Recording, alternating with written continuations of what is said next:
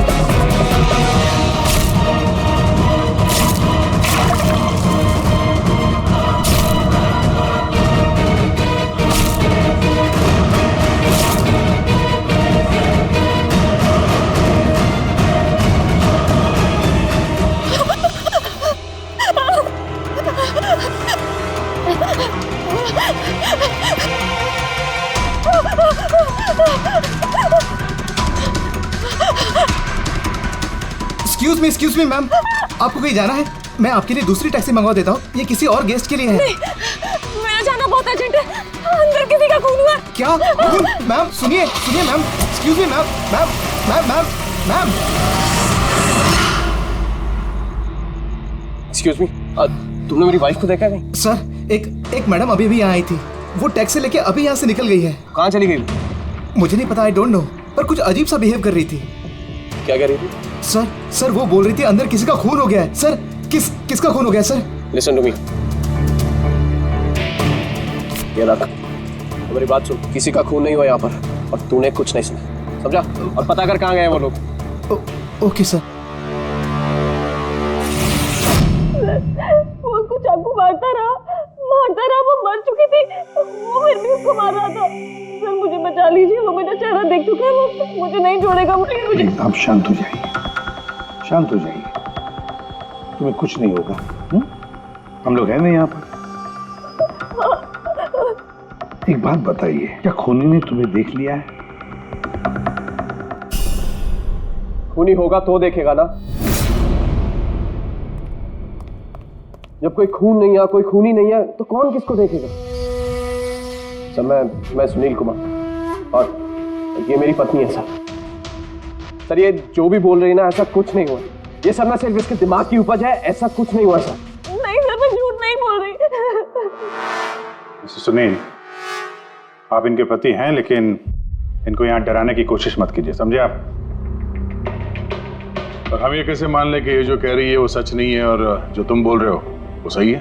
Sir वो इसलिए क्योंकि ये बीमार है, इसको स्लीप पैरालिसिस है सर। स्लीप पैरालिसिस यानी नींद का लकवा? नींद का लकवा? ये क्या है? नींद में कुछ देर के लिए आदमी की बॉडी पूरी तरह जड़ हो जाती है, सुन्न हो जाती है। ऐसे में तरह तरह का भ्रम होना, और पेशेंट को ये सब सच लगता है, लेकिन वो चाह कर भी रिएक्ट नहीं कर पाता क्योंकि उसकी बॉडी उस समय पूरी तरह पैरालाइज्ड होती है। इसे स्लीप पैरालिसिस कहते हैं, नींद का लकवा। Is it okay? Exactly sir, हमारी शादी को 6 साल हो गए, और इन 6 सालों के दौरान हर दूसरी तीसरी रात को इसको ये अटैक आता है सर, और इस बार भी यही हुआ है, और कुछ नहीं हुआ सर। हाँ सर, मानती हूँ मुझे ये बीमारी है। जब भी मेरा माइग्रेन का दर्द बढ़ जाता है तो मुझे चक्कर आने लगते हैं और आंखों के सामने सब कुछ धुंधला दिखाई देता है। लेकिन सर ऐसे में मैं सोने की कोशिश करती हूँ बस।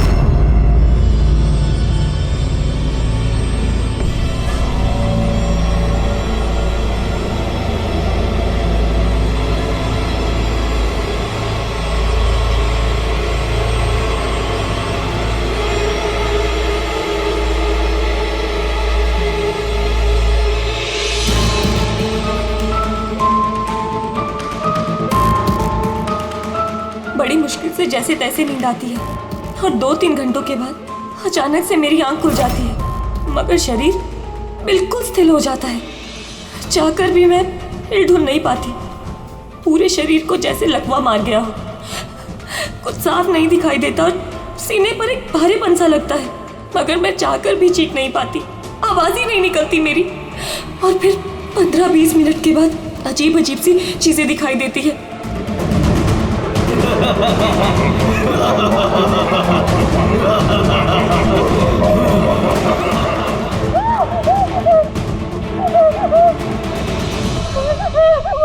वो मुझे मार देगा। वो आ गया।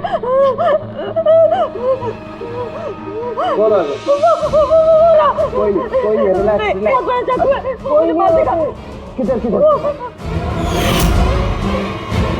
कोई नहीं, देखो शांत हो जाओ। तुम्हें फिर से अटैक आया। देखो, रिलैक्स। कोई नहीं है, शांत हो जाओ, रिलैक्स। कोई नहीं है। देखो कोई नहीं, मुझे रिलैक्स। तुम्हें फिर से अटैक आया। रिलैक्स हो जाओ। तुम्हें फिर से दौरा पड़ा था, कुछ नहीं।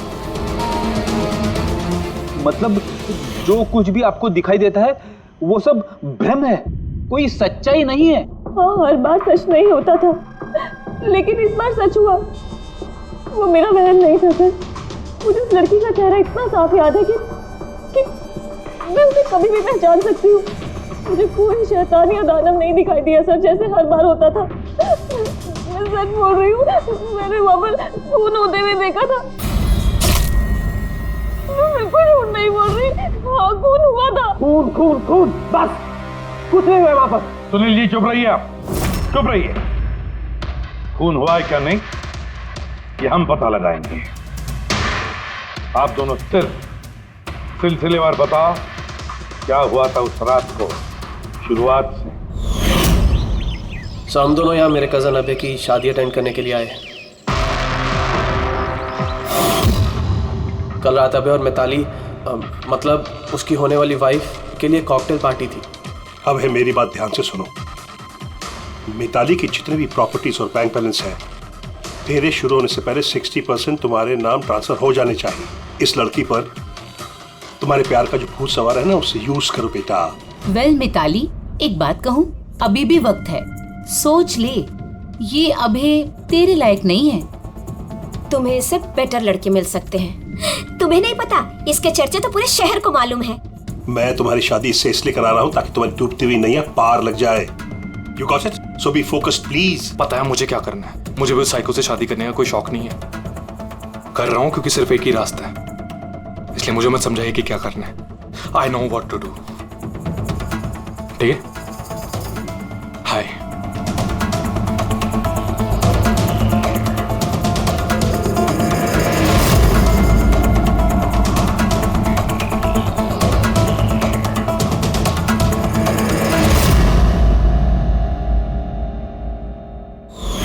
फिर पार्टी के शोरगुल में मेरा माइग्रेन का दर्द इतना बढ़ गया कि मुझसे वहां रुका ही नहीं गया। रायमा, क्या हुआ? क्या हुआ? वो माइग्रेन शुरू हो गया। मेरी तबीयत बहुत खराब हो रही है। मैं थोड़ी देर रूम में जाके रेस्ट करती हूँ।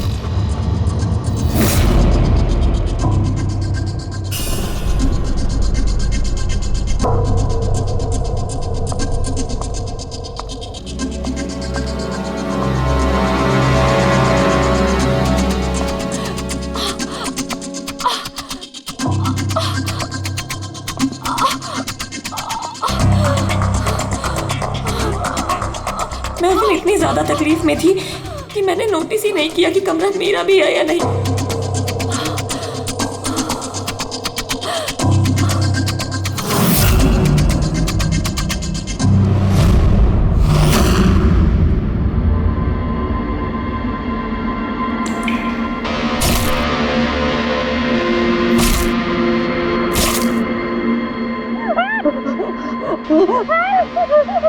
कोई 45 मिनट के बाद जब मेरा दौरा शांत हुआ तो मैं उठी। मैंने अपने इधर उधर देखा तो वहाँ पर कोई खून ही नहीं था, ना ही कोई लाश थी, ना ही कोई खून के धब्बे थे। क्या मेरी बात को मार के चला गया। तुम्हें फिर से अटैक है। देखो कोई नहीं, देखो और तुम यहाँ पर क्या कर रही हो? ये हमारा कमरा थोड़ी ना है। अच्छा ये सब छोड़ो, तुम यहाँ पे बैठो। मेरी बात सुनो, तुम यहीं पर रखो, मैं तुम्हें पानी लेके आता हूँ। रिलैक्स। मैं भाग के वापस गया तो राइमा वहां से चली गई और वहां से ये आपके पास आ गई और मैं इसके पीछे यहाँ पर। लेकिन सर एक बात पक्की है, वहां पर कोई खून नहीं हुआ, ये सब इसके दिमाग की उपज है। सुनील जी, जिस तरह से रायमा ने हमें ये सब कुछ बताया ना, उससे नहीं लगता कि ये सब मन घड़न है। जरूर इसमें कोई ना कोई सच्चाई है। सर वो रूम उन रूम्स में था जो हमने शादी के लिए बुक किए और मैंने अपने गेस्ट लिस्ट में चेक कर लिया, ना तो कोई मिसिंग है ना ही किसी का मर्डर हुआ। सर आप इसकी बात को बिल्कुल मत सुनिए, बस उस शादी को आराम से हो जाने दीजिए, वरना जीत अंकल तो बर्बाद हो जाएंगे और इससे ज्यादा मैं तो सड़क पे आ जाऊंगा। सर शादी में कोई प्रॉब्लम नहीं होगी, हम पूछताछ तो करेंगे, लेकिन अपनी तरीके से।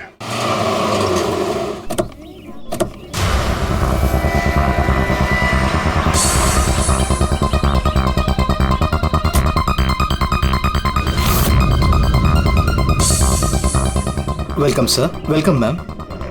ये रिसेप्शन डेस्क किस तरफ है? आप सीधा जाइए, then take a right turn. Thank you so much. जी हाँ, वो बिजनेस ट्रिप पे आया हूँ। ओके सर, यहाँ साइन कीजिए sir.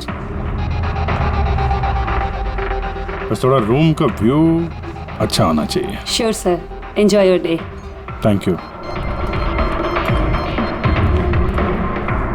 Welcome sir, welcome ma'am, how can I help you? हाँ वो हम लोग अभय के वेडिंग के लिए आए थे, तो चेक इन करना था रूम में। ओके सर, आप अपनी डिटेल्स दे दीजिए, मैं आपको रूम की की देती हूँ। Oh sure. बेबी तुमने इन्हें बताया नहीं? हाँ? हमें रूम 103 चाहिए। I am so sorry sweetheart, मैं तो भूल ही गया। मैम दरअसल हमें वो 103 नंबर वाला स्वीट रूम चाहिए। ठीक है, आपको हम 103 ही दे देते हैं। जैसा मैंने कहा था वैसा क्यों नहीं किया?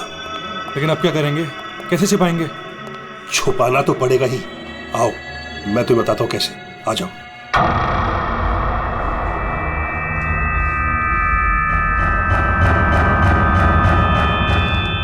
सुनील, सब कुछ इसी के कारण हुआ। किसी को पता चल गया ना तो पता नहीं क्या होगा। कहाँ थे तुम? चलो मुझे कुछ बात करनी है, आओ।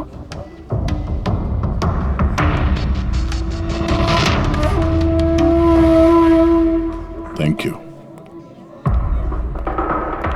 Excuse me. Yes sir. मुझे आपका सीसीटीवी सिस्टम चेक करना है। आपके सिक्योरिटी इंचार्ज को बुला सकती है? Okay sir.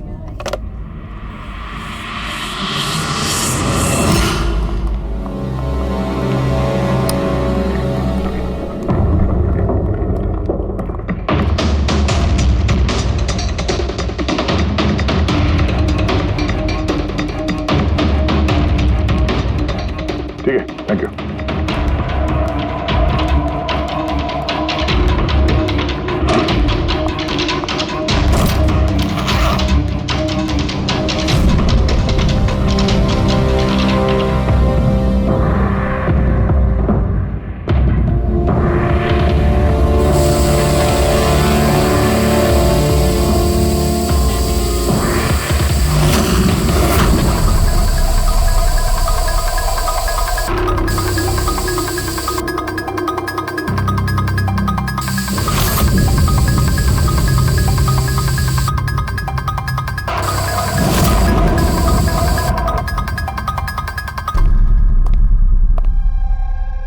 लुमिनॉल टेस्ट से तो कुछ पता नहीं चल रहा है। ऐसा लगता तो नहीं है कि यहाँ कोई खून हुआ है। सर खूनी ने बहुत अच्छे से सफाई की है। ऐसे कैसे हो सकता है? सर जिस तरह रायमा ने बताया है, कत्ल के वक्त यहाँ पर खून ही खून होना चाहिए।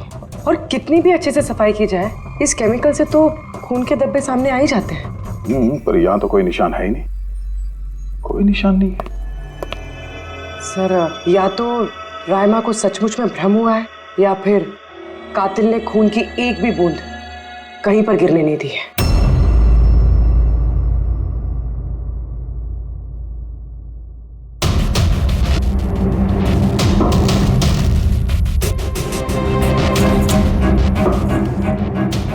सकता तुम सही कह रही थी। कातिल ने खून की एक भी बूंद गिरने नहीं दी। ये देखो, खून की एक भी बूंद जमीन पे या दीवार पे कहीं भी नहीं गिरी है, क्योंकि कातिल ने पूरे कमरे को प्लास्टिक के शीट से कवर कर दिया था। सर मतलब रायमा ये सब कुछ प्लास्टिक के उस तरफ से देख रही थी, इसलिए उसे सब कुछ धुंधला धुंधला नजर आ रहा था। हाँ, ये प्लास्टिक शीट्स जहाँ पे जुड़ते हैं शायद एक गैप रह गया होगा, और उसी गैप में से इस लड़की की शक्ल दिख गई होगी उसे। न लाश मिली है, न फिंगरप्रिंट्स, और ना ही कोई खून। लगता है इस केस में हमें फॉरेंसिक से कोई मदद मिलने वाली नहीं है। ये पता लगाना आसान नहीं है कि खून किसका हुआ है, किया किसने, और वो लाश गई तो गई कहाँ? अरे नहीं, वो प्रॉब्लम तो दूर हो गई। एक्चुअली अपना सॉफ्टवेयर करप्ट हो गया था, इसलिए जितनी भी रिकॉर्डिंग हुई थी सब डिलीट हो गई। परसों में जो रिकॉर्ड किया गया था, परसों से लेकर आज तक का जो रिकॉर्ड है सारे डिलीट है। डिलीट हो गया। पिछले 24 घंटे का सारा फुटेज उड़ गया है। खून होने का टाइम रायमा जी ने जो बोला, तब से लेके 24 घंटे तक होटल के अंदर क्या क्या हुआ इसका कुछ पता नहीं है। कमाल है, पहले कमरे को प्लास्टिक से ढक दिया, अब ये सीसीटीवी फुटेज। बहुत शातिर अपराधी है। एक मिनट, तुमने कहा होटल के अंदर का कुछ पता नहीं, और बाहर का? होटल के बाहर सीसीटीवी फुटेज होगा ना? Main gate, garden, parking lawn और होटल के पीछे।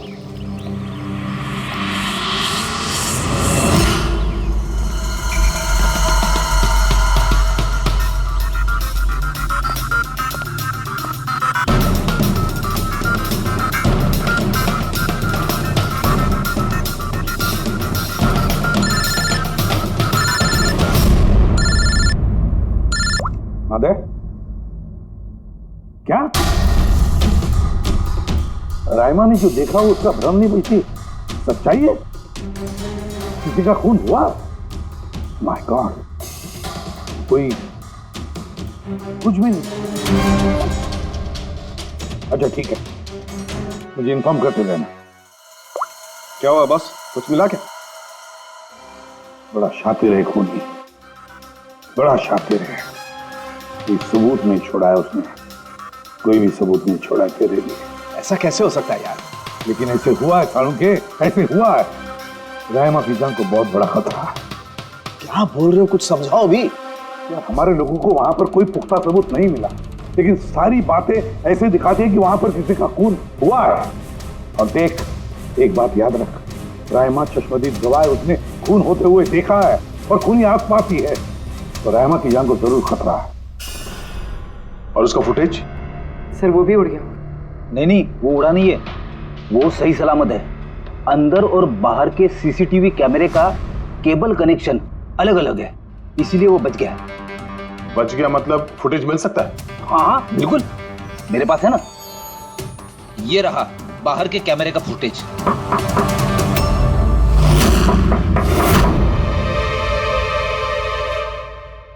सर, अगर खूनी ने उस पर उस वक्त हमला किया है जब स्लीप पैरालिसिस का दौरा पड़ रहा है, फिर तो वो उंगली भी नहीं हिला पाई होगी। और अगर वो अपनी उंगली हिला पाई तो? कैसे डॉक्टर तारिका? पैरालिसिस तो पूरी बॉडी को हो जाती है। देखो, स्लीप पैरालिसिस को छोड़ दो, नॉर्मली भी जब हम सोते हैं, गहरी नींद में होते हैं, हमें सपने आते हैं, उस वक्त भी हमारी मांसपेशियां सेमी पैरालिटिक स्टेट यानी शिथिलता की अवस्था में होती है। ये सबके साथ होता है। लेकिन बॉस, ऐसे में भी हमारे पेट की, छाती की और गले की मांसपेशियां सबसे ज्यादा शिथिल होती हैं। स्लीप पैरालिसिस में भी ऐसा ही होता है। और ऐसे में जिस व्यक्ति को स्लीप पैरालिसिस की बीमारी है, अगर वो अपने हाथों की उंगलियों पर कंसंट्रेट करे, इन उंगलियों पर ध्यान केंद्रित करे और इन्हें हिलाने की कोशिश करे, मुट्ठी को बंद करे और खोले, तो ये पैरालिसिस स्लीप को भी तोड़ा जा सकता है। यार मान ले सालुंके कि रायमा ने अपनी स्लीप पैरालिसिस तोड़ दी, लेकिन वो तोड़ने में उसे जितना भी वक्त लग रहा, उतने वक्त में अगर उस पर हमला हो गया तो ऐसी कोई चीज चाहिए सालुंके, ऐसी कोई बात जिससे वो दूसरों को बता सके कि उस पर हमला हो रहा है, वो कह सके कि मुझे बचाओ, मुझे बचाओ।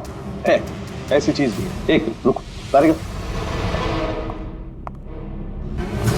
बॉस, ये है अलार्म।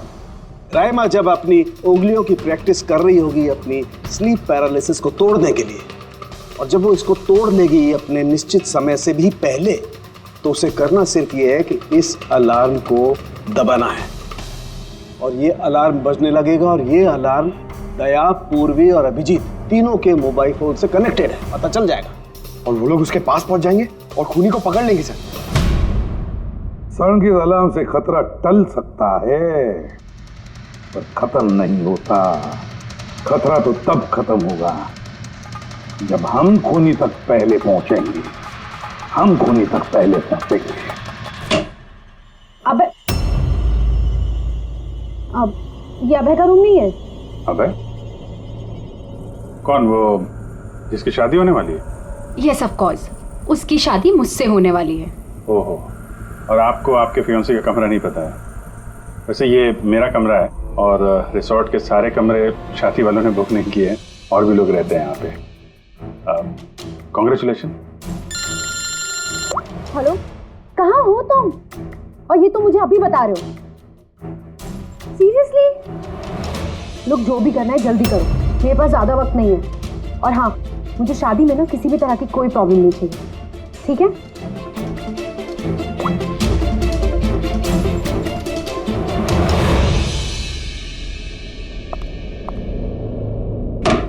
मिताली, जिसकी शादी होने वाली है। वैसे ये वाकई अभय का कमरा इसको मालूम नहीं होगा क्या? कहीं इसको हम पे शक तो नहीं हो गया? वो तो पता नहीं, लेकिन खूनी को भनक नहीं लगनी चाहिए, क्योंकि अगर ऐसा हुआ तो रायमा की जान को खतरा हो सकता है। रायमा ने कहा था कि खून 12 से 12:30 के बीच में हुआ है। उसके बाद कातिल ने लाश को ठिकाने लगाने की कोशिश की होगी, लेकिन रिसोर्ट में इतनी भीड़ और चहल पहल है कि वो लाश को कहीं छुपाना मेरे हिसाब से नामुमकिन है। मतलब लाश को बाहर ले गए हैं लोग? लेकिन सर, रात को रिसोर्ट से बाहर तो कोई गया नहीं। कहीं ये लाश रिसोर्ट के अंदर ही तो नहीं? नहीं, अगर लाश यहाँ होती तो अब तक बदबू आना शुरू हो जाती। करेक्ट। मैंने किचन का फ्रीजर चेक किया, वहाँ भी कुछ नहीं है। वही एक जगह जहाँ पे लाश छुपाई जा सकती थी। वैसे भी यहाँ शादियों की पार्टी और लेट नाइट पार्टी की वजह से ऐसी जगह पे हमेशा कम से कम 30 लोग तो होते ही हैं। खूनी लाश को वहाँ पे छुपाने की गलती नहीं करेगा। सर, कहीं खूनी ने 2 तारीख को लाश के साथ चेकआउट तो नहीं कर लिया? मिस्टर पारितोष, आपके कहने पे मैं ऑलरेडी 3 बार रिकॉर्ड्स चेक कर चुकी हूँ, कोई मिसलीला थी ही नहीं। आपको जरूर कोई गलतफहमी हुई है, वो जरूर कहीं और रुकी होंगी। अब प्लीज कहीं और जाकर चेक कीजिए। मैडम, मैं चेक कर सकता होता तो मैं आपसे रिक्वेस्ट क्यों करता? लीना मेरी दोस्त है और उसका नंबर खो गया मुझसे, मैं क्या करूं? देखिए मैम, मेरा उससे बात करना बहुत जरूरी है। आप समझ रही हैं ना? सर, आप समझ नहीं रहे हैं। किसी एक की डिटेल दूसरे को देना हमारे नियम के खिलाफ है। फिर भी मैं आपकी मदद कर देती, लेकिन मेरे पास उनकी डिटेल्स है ही नहीं सर। अरे ऐसे कैसे नहीं है? डिटेल्स आप रखते हैं ना? कोई कमरा लेने आएगा तो आप उसकी डिटेल्स नहीं रखते हैं? लेते हैं सर, बिल्कुल लेते हैं। तो फिर? लेकिन वो यहाँ रुकी होती तो ना। 1 मिनट, आपको तसल्ली नहीं हो रही है, प्लीज आप खुद से चेक कर लीजिए। अच्छा ठीक है। कहीं रीमा ने मुझसे झूठ तो नहीं बोला? मैं देख लेता। मैम आप एक काम करेंगी, आप हाउस कीपिंग से किसी को बुला के लाइए। मेरा रूम इतना गंदा है, सुबह से मैं कितनी बार कॉल कर चुका हूँ, कोई आने को तैयार नहीं है। ऐसे कैसे हो सकता है? ओके। नहीं, फोन पे, अरे फोन तो मैं 50 बार कर चुका हूँ। आप प्लीज किसी को भेजिए ना प्लीज। ठीक है सर, मैं बुला के लाती हूँ। Thank you ma'am.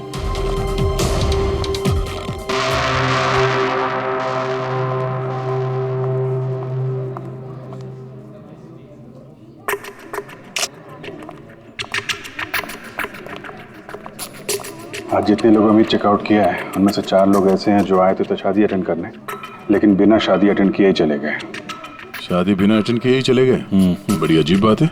ये मिस्टर वलेना, मिस्टर दक्ष, मिसेस मोटवानी और मिस सूजी। सर, मैं इन 4 के बारे में सब कुछ पता करती हूँ। अपूर्वी, रायमा को होटल के बाहर का सीसीटीवी फुटेज दिखाना, मेन गेट का, जहाँ से लोग आते जाते हैं। उसने कहा था ना हमसे कि वो उस लड़की को पहचान लेगी। सर,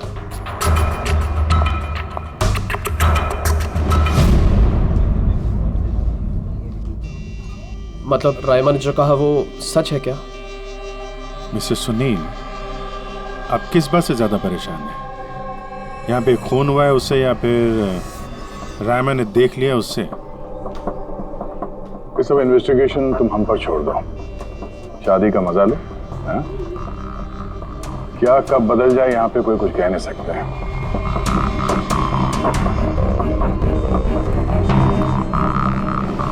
चल भाई चल, अगले फंक्शन के लिए कपड़े रेडी करना है, तेरी हेल्प चाहिए। वैसे लोग कौन थे, तेरे गेस्ट हैं? हाँ मेरे गेस्ट ही हैं। चल चल चल।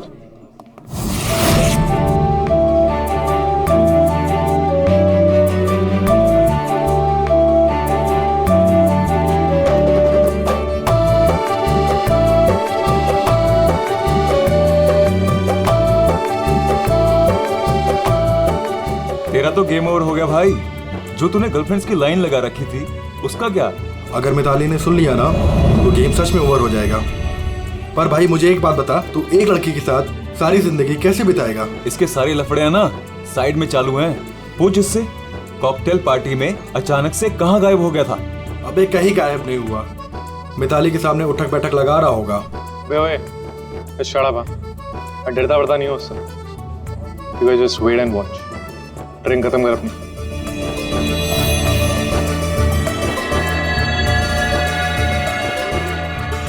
इसका मतलब कत्ल वाली रात अबे पार्टी में नहीं था।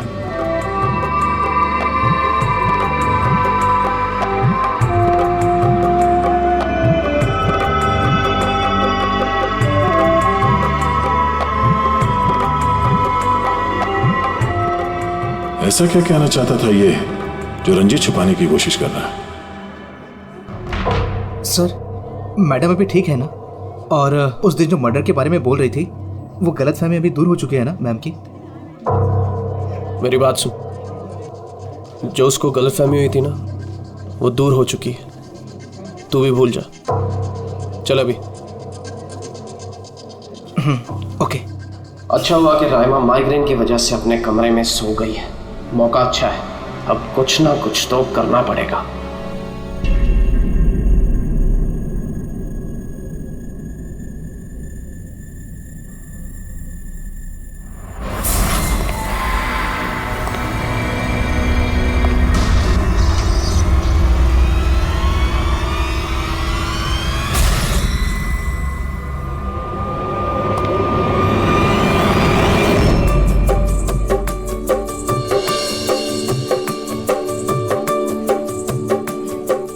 अरे वाह, कितनी अच्छी मेहंदी लगाई है तुमने, दिखाओ।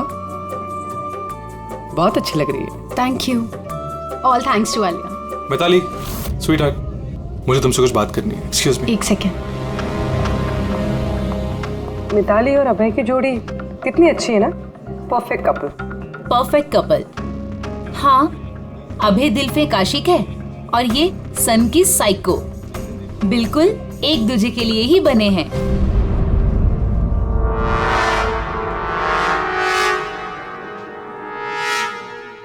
मिताली को अभय के बारे में ये पता है?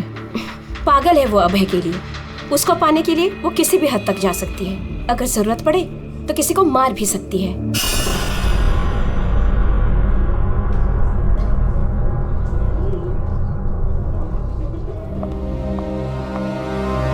हो गई बात?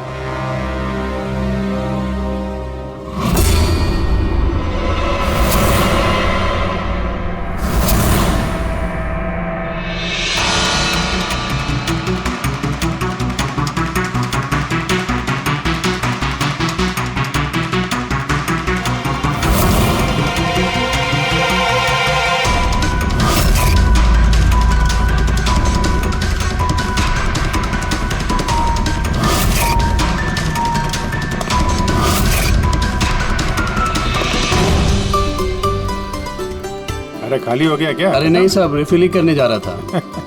अरे यार ये दूल्हा जो है ये तो बड़ा बहक रहा है। क्या मिस्टर नितिन और वो रंजीत रोकते नहीं है क्या?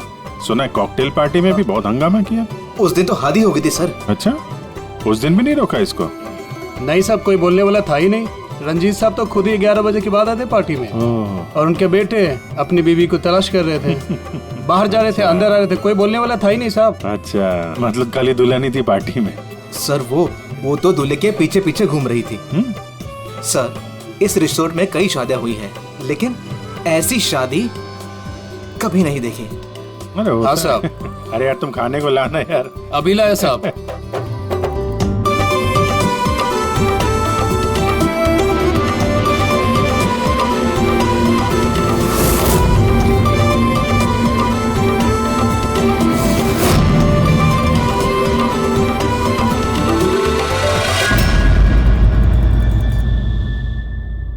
रहमा ये देखो, ये तुम्हारी मदद के लिए अलार्म है।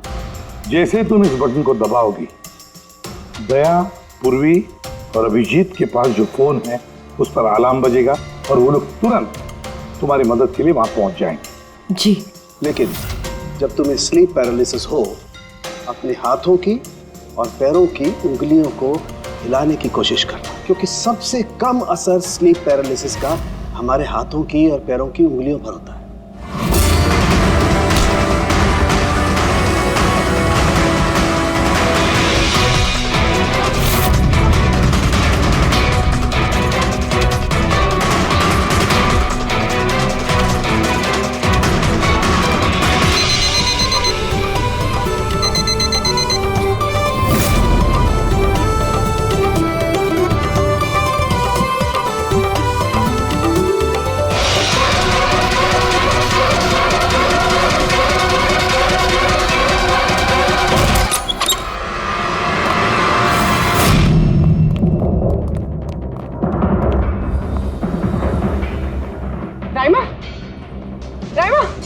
सर बेहोश है। राइमा, राइमा, राइमा होश में आओ।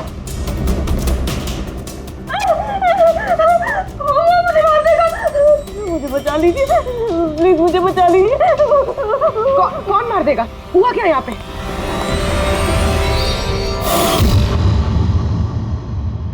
क्यों मिस्टर सुनील, क्या कहना है आप? अब तुम्हें इसकी बात पे विश्वास हो रहा है या अभी तुम्हें अपनी ताऊ जी की रेपुटेशन की फिक्र है? अब मैं क्या ही बोलूं सर, सलिया कि ये जिंदा है।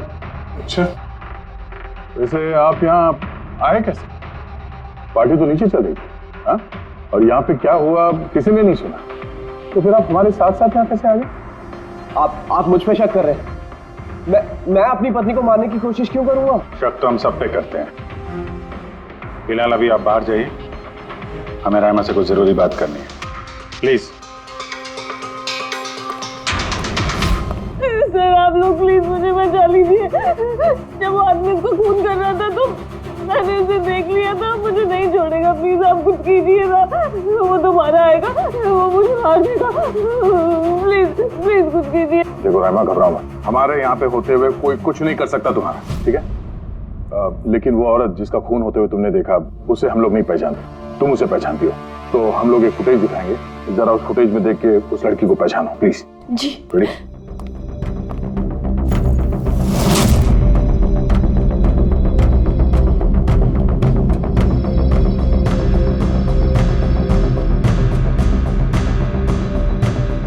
सर यही लड़की थी, वो इसी का खून हुआ था, पक्का ये वही लड़की थी।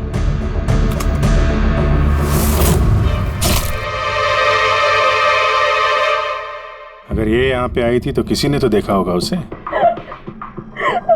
मुझे मारेगा।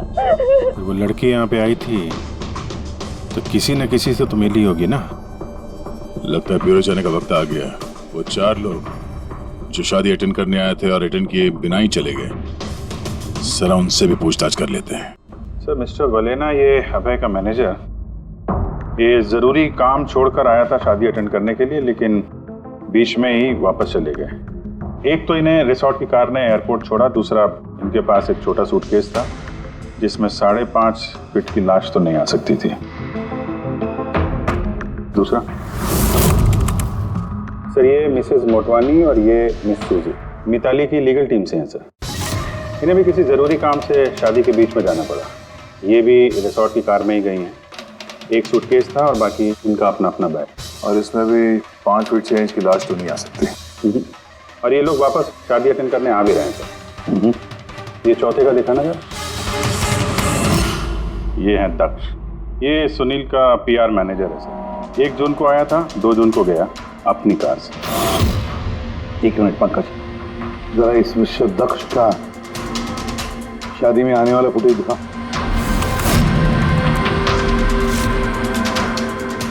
ओके, और अब इसके जाने का वीडियो दिखा। मिस्टर दक्ष आए थे एक सूटकेस के साथ और जा रहे हैं 2-2 सूटकेस के साथ। शादी से रिटर्न गिफ्ट लेके जाने से।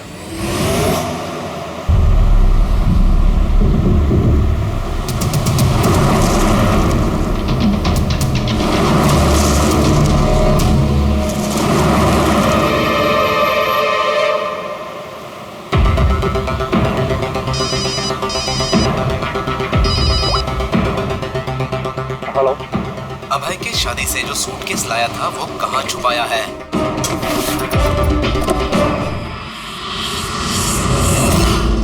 कौन बोल रहा है? और क्या बोल रहे हो तुम? कौन सा सूटकेस?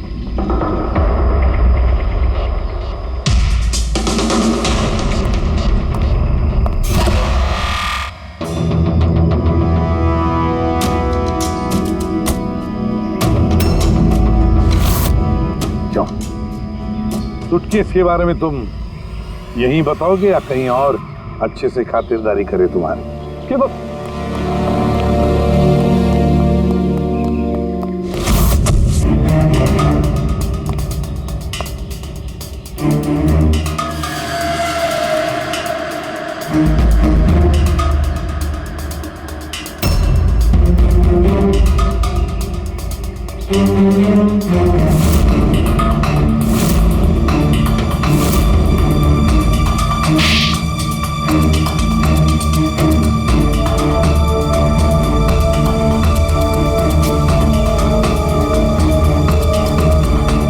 याद आया?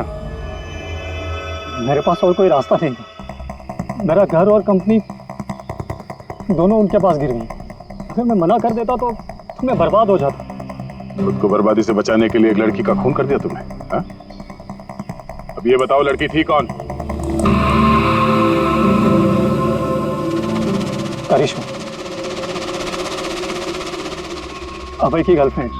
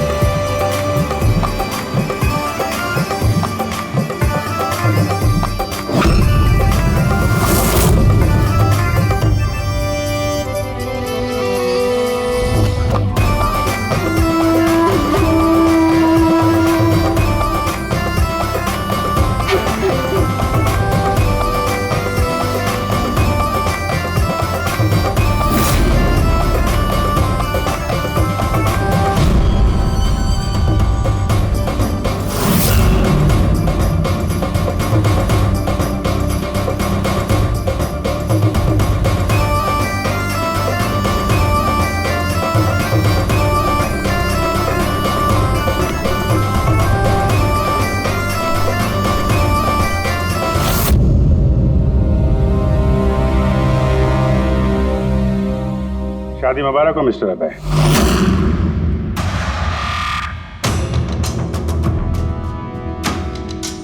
आपके लिए कुछ तोहफे लेकर आए हैं, ऐसे तोहफे जिनके बगैर ये शादी पूरी हो ही नहीं सकती।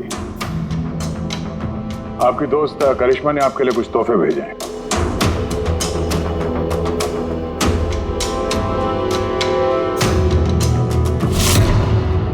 करिश्मा, याद आया?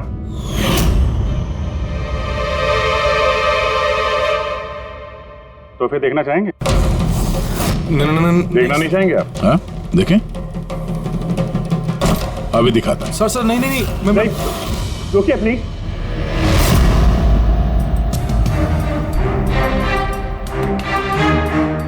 क्या हुआ मिस्टर रंजीत? प्लीज ये सूटकेस मत खोलिए। क्यों? क्यों नहीं खोली? हैं? क्योंकि तुम्हें डर है कि इस सूटकेस के अंदर करिश्मा की लाश ना निकले।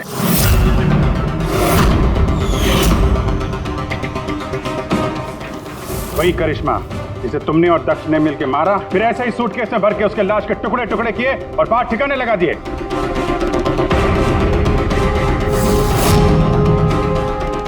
डैडी, ये क्या बोल रहे हैं? ये सच है क्या? हाँ बेटा, ये सच है। क्या करता? मुझे ये शादी किसी भी कीमत पर करानी थी, क्योंकि अगर ये शादी नहीं होती तो हम लोग सड़क पर आ जाते, बर्बाद हो जाते। अरे करिश्मा, ये शादी को तोड़ने में तुली हुई थी। अपना मुंह बंद करने के लिए उसने मुझसे 5 करोड़ रुपए मांगे। सच में अगर मेरे पास होते तो मैं दे भी देता, लेकिन नहीं थे मेरे पास। फिर उस दिन वो अचानक ही हाथ धमकी, मुझे कुछ नहीं सूझा और मैंने किसी बहाने से उसे रात तक रुकने को कहा। फिर मैंने इसका प्लान बनाया।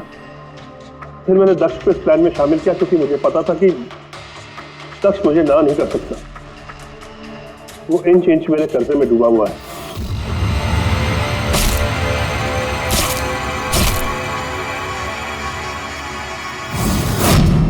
सब कुछ ठीक चल रहा था, सब कुछ हो गया था। तो पता नहीं अचानक ये कहां से आ गई। इसने आकर अचानक सब कुछ देख लिया। मैंने तो ये सभी मानने की कोशिश की थी, लेकिन आप लोगों की टीम ने इसे बचा लिया। एक गुनाह को छुपाने के लिए एक और गुनाह, और इस सब की जड़ है तुम्हारा ये दिल फेंक बेटा। सही समय पर रोक लिया होता तो ये नौबत नहीं आती, और तुम्हारे शादी का असली तोहफा तो तुम्हें अब मिलेगा। एक हत्या और एक हत्या करने की कोशिश के जुर्म में तुम दोनों बाप बेटे जेल जाओगे।